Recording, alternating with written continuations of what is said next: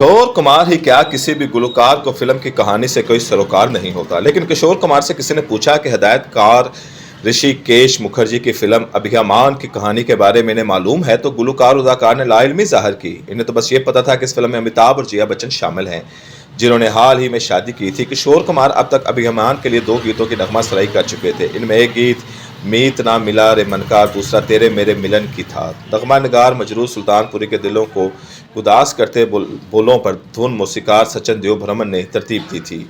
उस जमाने में अमिताभ बच्चन के लिए किशोर कुमार की पसे पर्दा आवाज़ का इस्तेमाल होता था, इसलिए सचिन देव बर्मन यानी एस टी बर्मन के लिए किशोर कुमार ने अपनी तारीखें वक्फ कर रखी थी।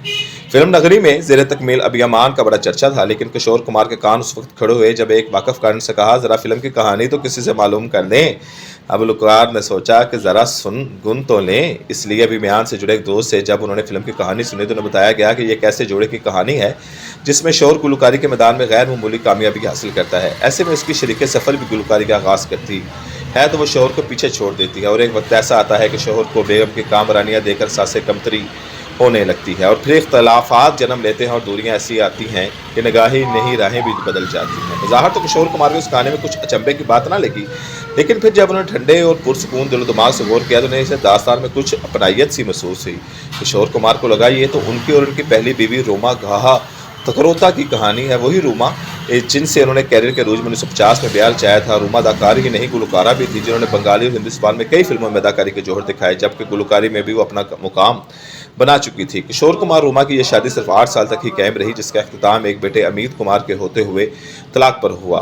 फिल्मी दुनिया में जो ये मशहूर था कि किशोर कुमार रूमा के दरमियान ये रिश्ता खत्म होने की अहम वजह रूमा का पेशा वराना सफ़र बना, जो किशोर कुमार को पसंद नहीं था। पेशा वराना रकाबत और असद ने किशोर कुमार को तलाक देने पर मजबूर कर दिया था।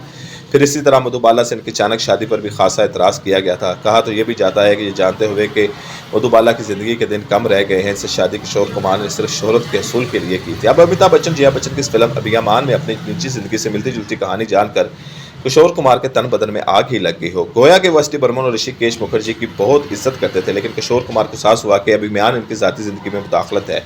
फिल्म की अक्सबंदी तो वो रुकवा नहीं सकते थे, लेकिन बतौर इख्तिजाज उन्होंने फैसला कर लिया अब चाहे कुछ भी हो जाए अभियान के मजीद गीत हरगिज़ नहीं गाएंगे। किशोर कुमार के इरादों को जब हिदायतकार और मूसीकारों को पता चला तो उन्होंने मुतबादिल गुलकारों की तलाश शुरू कर दी, जो अमिताभ बच्चन के लिए पस्से पर्दा गुलकारी करें। ऐसे में मोहम्मद रफ़ी ने अपने मसरूफ शेड्यूल से एक गीत तेरी बिंदिया रे के लिए वक्त निकाला, तो मूसीकार एस टी बर्मन ने एक और गीत लोटे कोई मन का नगर के लिए मुकेश की आवाज़ इस्तेमाल करने का फैसला किया, और इसी गीत के रिहर्सल में एक नो आमोज गुलकार मनोहर उदास से कराकर डमी गीत रिकॉर्ड कराया गया। मनोहर उदास की गुलकारी सुनकर मुकेश ने इसरार किया कि मनोहर को मजीद आजमाया जाए। ये और बात है कि मनोहर उदास बाद में बॉलीवुड के एक कामयाब तरीन गुलकार साबित हुए। मुकेश की कुर्बानी इनकी कैरियर को एक नई बुलंदी पर ले गई। हिदायतकार ऋषिकेश मुखर्जी की अभियान किशोर कुमार की अचानक बेदखली की वजह से वक्ती तौर पर तातुल का शिकार हुई, लेकिन फिर 27 जुलाई 1973 को सिनेमाघरों की ज़ीनत बनी, तो फिर अपनी मुनफरद कहानी और मौसीकार की वजह से पसंद किया गया। फिल्म बिनों के लिए इस तख्लीक में यूँ भी दिलचस्पी थी क्योंकि पर्दा स्क्रीन पर हकीकी जोरा अदाकारी कर रहा था। किशोर कुमार ने इस हवाले से किसी से ना कोई शिकवा किया, लेकिन सभी को पता चल गया कि इनकी निजी जिंदगी कहानी से मुशाबत रखती है। अभियान का क्यों मौजू बहस बनी रही, सही कसर हिदायतकार ऋषिकेश मुखर्जी ने पूरी कर दी, जिन्होंने फिल्म की नुमाइश के कई बरस बाद इस बात का एतराफ़ किया कि वाकई उन्होंने किशोर कुमार और उनकी साबिक बीवी रोमा से मुतासर होकर ही अभियान को बनाया। और फिल्म ने इन्हें बेहतरीन हिदायतकार और एस टी बर्मन को बेहतरीन मूसीकार का फिल्म फेयर अवार्ड भी उसको नामजद करवाया, हकदार ठहराया। किशोर कुमार ने ऋषिकेश मुखर्जी के इस्तराफ को दिल से लगाया और ना ही रोक बनाकर बैठ गए, बल्कि बाद में पेशवराना रवैया अख्तियार करते हुए ऋषिकेश मुखर्जी की दिगर फिल्में नमक हराम, चुपके चुपके, गोलमाल, अलाव वगैरह के लिए नगमा सराई की।